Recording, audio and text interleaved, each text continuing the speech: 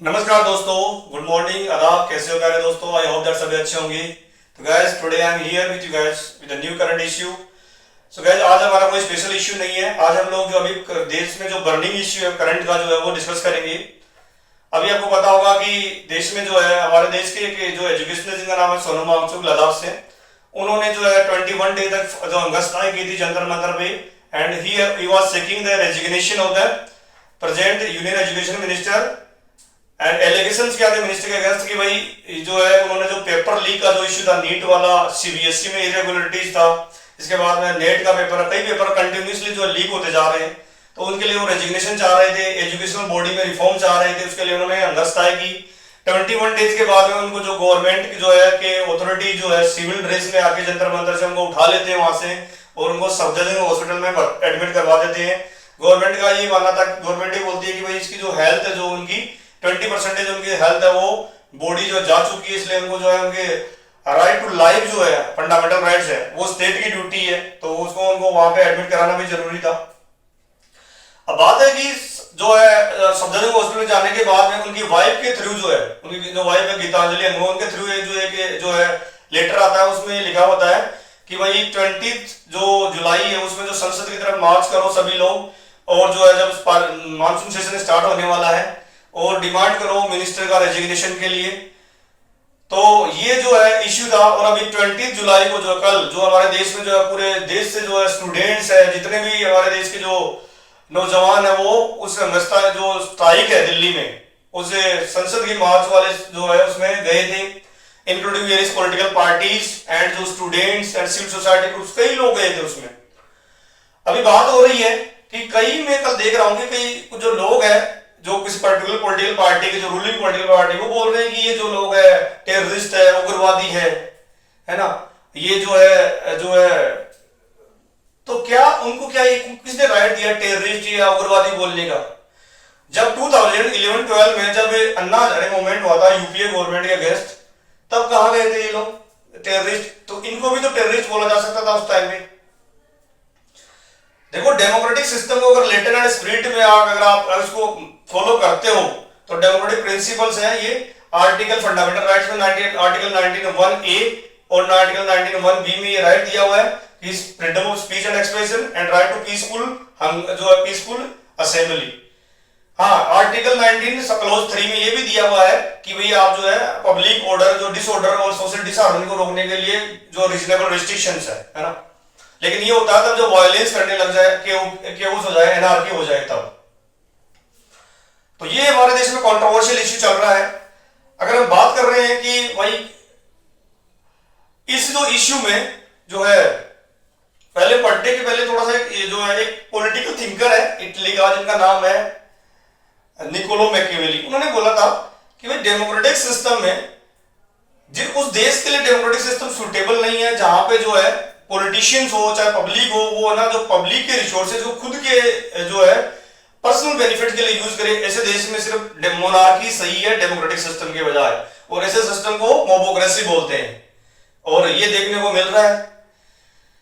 अगर हम बात करें पब्लिक स्पिरिट नहीं है, तो अगर बात करें अभी एक और थिंकर की बात करते हैं हम लोग, जो है एंटोनियो ग्रामस्की। ये भी इटली से ही है। इटली के में थिंकर क्यों आए? क्योंकि वहां पे जो बहुत सारे जो है रिवोल्यूशन, एनार्की हुई है, जो है रिवोल्यूशन हुई है डेमोक्रेटिक सिस्टम के लिए। पहले निकोलो मैकियावेली बोलते, ये जो एंटोनियो ग्रामस्की बोलते हैं कि जितने भी पॉलिटिकल पार्टीज होती है, जो सत्ताएं होती है, रेजिम्स होती है, वो हेजेमनी रखती है। हेजेमनी का मतलब क्या होता है?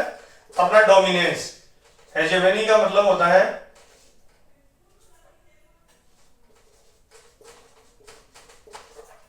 हेजेमनी क्या होती है? हेजेमनी का मतलब होता है कि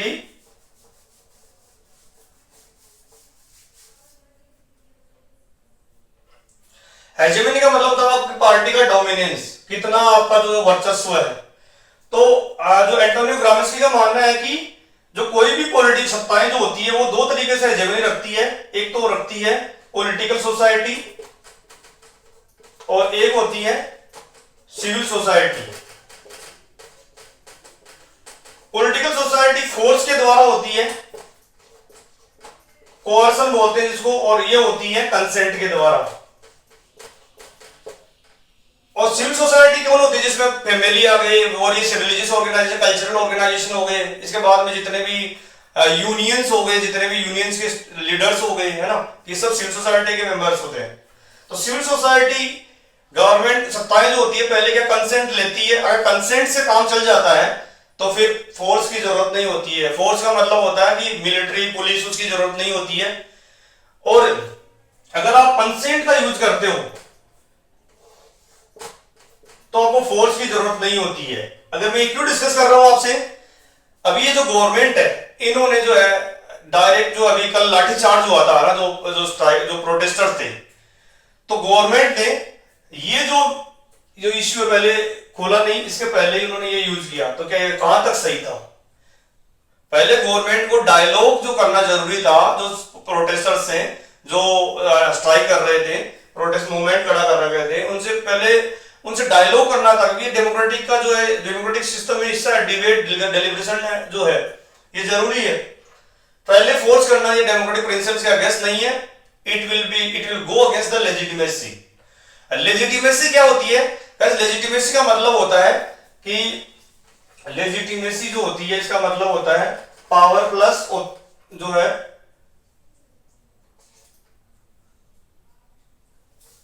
एक टर्म होती है ऑथोरिटी। ऑथोरिटी का नाम सुना होगा आपने, वो होती है पावर प्लस लेजिटिमेसी। अब मैं बात करता हूं लेजिटिमेसी क्यों कर रहे हैं। ऑथोरिटी मतलब होता है जिसको पावर दी, सत्ताएं दी हमने। पावर किसको दी हमने? गवर्नमेंट को। We elect for within 5 years, है ना, गवर्नमेंट को इलेक्ट करते हैं। अगर मान लो कोई प्राइवेट इंडिविजुअल पावर यूज करता है तो हम लोग गवर्नमेंट या पुलिस के थ्रू उनको जो है गिरफ्तार करवा सकते हैं, उसके पास पावर नहीं है। लेकिन गवर्नमेंट को हमने पावर दी है, ऑथोरिटी दी है विद आवर कंसेंट, है ना, अपने कंसेंट से, और अपनी लेजिटिमेसी। लेजिटिमेसी का मतलब हमारे वोट जो होते हैं 5 इयर्स में, वो हमारी लेजिटिमेसी होती है। तो अगले साल अगर नई सरकार आती है 5 साल बाद में, तो उसको बोलते हैं हमारी लेजिटिमेसी चेंज हो गई। तो ये लेजिटिमेसी इससे गवर्नमेंट की खराब होती है। किससे? अगर फोर्स यूज करती है तो। लेजिटिमेसी का मतलब होता है पब्लिक कंसेंट, है ना। अगर आप किसी पर्टिकुलर मिनिस्टर को अगर आप बचाने के लिए जो है अपनी पूरी गवर्नमेंट को जो दांव पे लगा रहे हो या फोर्स का यूज कर रहे हो, तो आपकी पूरी गवर्नमेंट की जो लेजिटिमेसी भी खत्म होगी। May be the next few election जो है योर गवर्नमेंट जो है सीट में बी रिड्यूस्ड।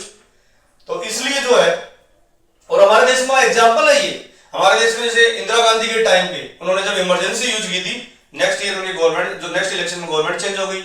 ऐसे ही हमारे 2011-12 में जो यूपीए गवर्नमेंट है तो काफी कंटिन्यूस जो बैक टू बैक करप्शन के कुछ केसेस आए थे, तो उसके बाद में जो है अन्ना हजारे मूवमेंट होता है, गवर्नमेंट चेंज हो गई 2014 में। तो आज जो गवर्नमेंट सत्ता में, उनको ये नहीं मानना चाहिए कि हमारे 22 स्टेट्स में गवर्नमेंट है और हमारी जो नेशनल लेवल में डोमिनेंस है। अगर लेजिटिमेसी खत्म हो गई ना, तो अगले नेक्स्ट इलेक्शन में जो आपकी सीट्स जो है कम भी हो सकती है और गवर्नमेंट जा भी सकती है। इसलिए आपको गवर्नमेंट का दायित्व बनता है, रिस्पॉन्सिबिलिटी बनती है कि उनकी जो है कंसेंट ले, है ना, सिटीजन्स के साथ में डायलॉग करे, डेलिब्रेशन करे। इसके बाद में जो है उनके ऊपर जो है फोर्स यूज, अगर वो नेशनल सिक्योरिटी को खतरा होता है कि वो एनआरकी क्रिएट करते हैं, तब जाके आप अगर वो बैरिकेड को ब्रिज करते हैं और जो है वायलेंस करते हैं, तब उनको फोर्स यूज किया जा सकता है। क्योंकि नेशनल सिक्योरिटी भी इंपॉर्टेंट है हमारे देश के लिए, पहले वही होती है। अब ये नहीं होता है कि भाई नेशनल सिक्योरिटी जो है, नेशनल सिक्योरिटी की वर्सेस प्रोटेस्ट। नेशनल सिक्योरिटी जरूरी है, लेकिन पीसफुल प्रोटेस्ट जो हंगरस्ट्राइक करना जो है, ये हमारा फंडामेंटल राइट्स है। इससे हम लोग जो गवर्नमेंट से डिमांड कर रहे हैं, गवर्नमेंट का पहला रिस्पॉन्सिबिलिटी बनती है कि उनसे डिबेट करे, उनसे जो डायलॉग करे।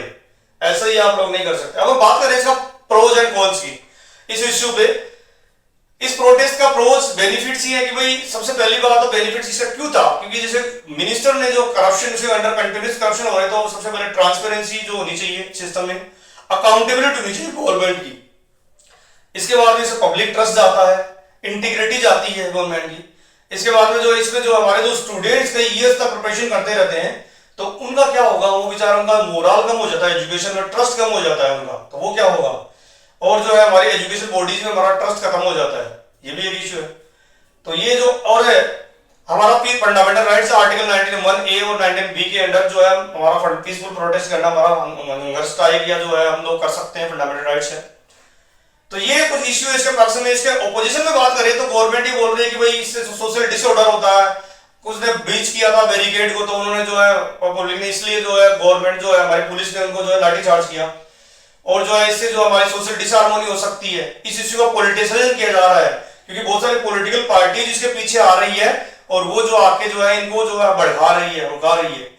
तो मेरा एक क्वेश्चन है कि अगर पॉलिटिकल पार्टी भड़का रही है, वो तो इतने दिनों से भड़का रही है, छात्रों की गूंज और भी कोई इश्यू है हमारे देश में, लेकिन क्या इतने देश के जो है गांव गांव से जो है लोग, जो स्टूडेंट, जो छात्र शक्ति जिसको बोलते हैं, जेपी के टाइम में जो है छात्रों ने सरकारें बदली थी, तो छात्र अगर जो जा रहे हैं उनकी मांगों को ध्यान में रखने के बजाय आप उनमें लाठी चार्ज कर रहे हो, उनको जो है टेररिस्ट बोल रहे हो या उग्रवादी बोल रहे हो, तो अगले अभी 5 साल का जो इलेक्शन अभी दूर नहीं है अभी, है ना, 2039 में आप जो है जो एक टर्म बोलते हैं मैन्युफैक्चर्ड कंसेंट। मैन्युफैक्चर्ड कंसेंट क्या होता है कि सत्ताएं क्या करती है, अपनी कंसेंट में कैसे मेंटेन करती है मैन्युफैक्चर्ड, ये मीडिया के द्वारा या चाहे इलेक्शन बॉडी हो गई या किसी के थ्रू भी, जो कोई भी मीडिया स्पेशली जो इसका ये होता है सिविल सोसाइटी के द्वारा।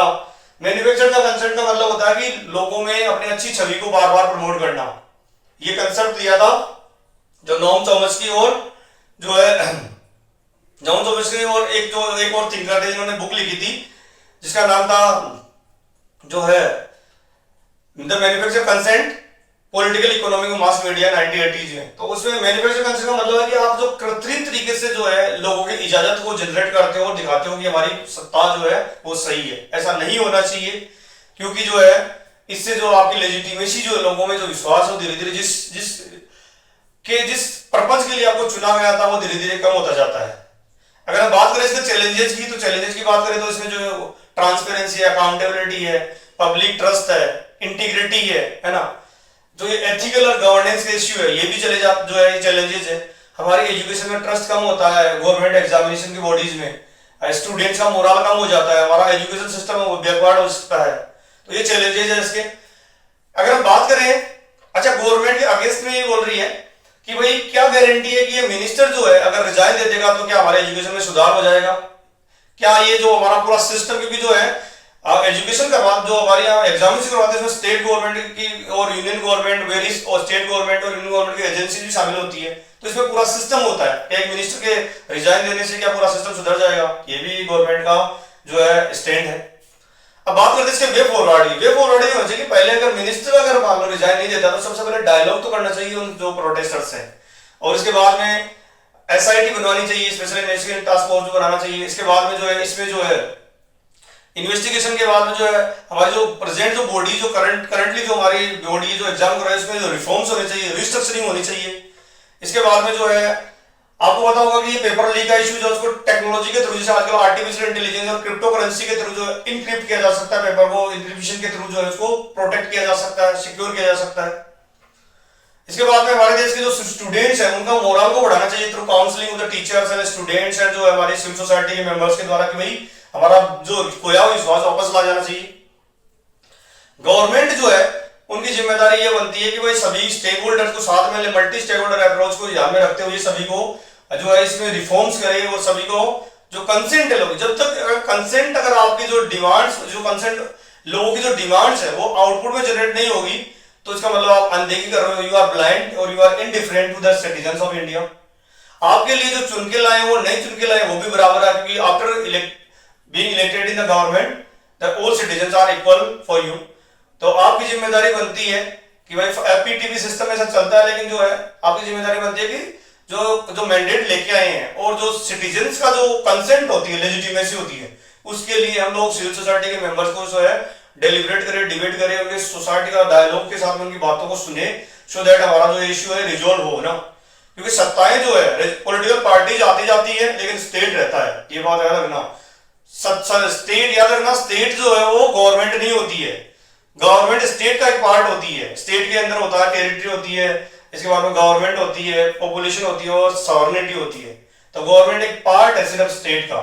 तो स्टेट के अगेंस्ट जाने को हम लोग जो एंटी नेशनल बोल सकते हैं, लेकिन गवर्नमेंट के अगेंस्ट बोलना, क्रिटिसाइज करना जो है, कंस्ट्रक्टिव क्रिटिसिज्म करना जो है गवर्नमेंट के, इसको जो है हम लोग एंटी नेशनल और नहीं बोल सकते, क्योंकि डेमोक्रेटिक सिस्टम का पार्ट है ये। तो चाहे आप अगर डेमोक्रेटिक सिस्टम को अगर फंक्शनली मानते हो तो या तो अगर आप लेटर स्पिरिट में मानते हो तो ठीक है, नहीं मानते हो आप तो फिर जो मैकियावेली बोलता है वैसे जो है एक तरीके से मोबोक्रेसी साबित होगा, क्योंकि फंक्शनिंग डेमोक्रेसी होगा, ना कि लेटर एंड स्पिरिट में जो हमारे लोगों के जो है जो ब्लड की बात करते हुए डेमोक्रेटिक सिस्टम जो होना चाहिए। तो गाइस आज की इस इश्यू में लोग इतना ही पढ़ेंगे, और हमारी अपील भी गवर्नमेंट से ये है कि भाई गवर्नमेंट को जो है डायलॉग करना चाहिए, सिटीजन्स की बातों को सुनना चाहिए, सिलसिला की बातों को, और जो है इस इश्यू को रिजोल्व करना चाहिए। हमारे लिए नेशनल सिक्योरिटी भी उतनी इंपॉर्टेंट है जितनी ये जो है हमारे डिमांड्स। नेशनल सिक्योरिटी को बनाते कौन है? हम ही लोग बनाते हैं, सिटीजन्स है ना। हमारी सरकार को जो पावर देती है वो सरकार उसको प्रोटेक्ट करती है। तो नेशनल हमारी जो नेशनल सिक्योरिटी, हमारा नेशन जो है वो इंपॉर्टेंट है हमारे लिए, लेकिन हमारी मांगों को कम से कम जो विद इन कंट्री गवर्नमेंट, देखो नेशनल सिक्योरिटी हमारी जो है कंट्री को प्रोटेक्ट करने की जिम्मेदारी हमें सरकार को दी है, लेकिन उसका मतलब ये नहीं कि हमारी बातें सुनने के लिए भी गवर्नमेंट के पास टाइम नहीं है। वो हम लोग हमारी बातें सुनेंगे तभी तो हमारी जो है इनपुट है वो आउटपुट में कन्वर्ट हो पाएंगे और वो लेजिटिमेट हो पाएंगे।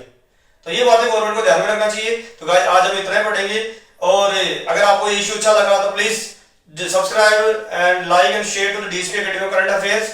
एंड जो है इसमें बहुत सारे जो है ये इश्यू बन रहे हैं, इसमें कई क्वेश्चन पूछे जा सकते हैं यूपीएससी में, और ये आपको एक कम से कम ये जो है आपका डेलिब्रेशन ध्यान में रखना चाहिए, अपनी जो है कंटेम्पलेशन, अपना माइंड जगाना चाहिए क्रिटिकली, जो है कि भाई क्या सही है क्या नहीं है, कॉन्स्टिट्यूशनली आपको बोलना चाहिए। और जो है आप विद इन जो प्रोटेस्टर जो प्रोटेस्ट कर रहे हैं उनको भी अपने देश की जो है सिक्योरिटी को ध्यान में रखते हुए नेशनल सिक्योरिटी में अपनी मांगों को कंटिन्यूस रखना चाहिए, बरकरार रखना चाहिए। तो आज के लिए हम इतना ही पढ़ेंगे। Tomorrow I will be there with new concept and facts. तब तक के लिए थैंक यू, धन्यवाद।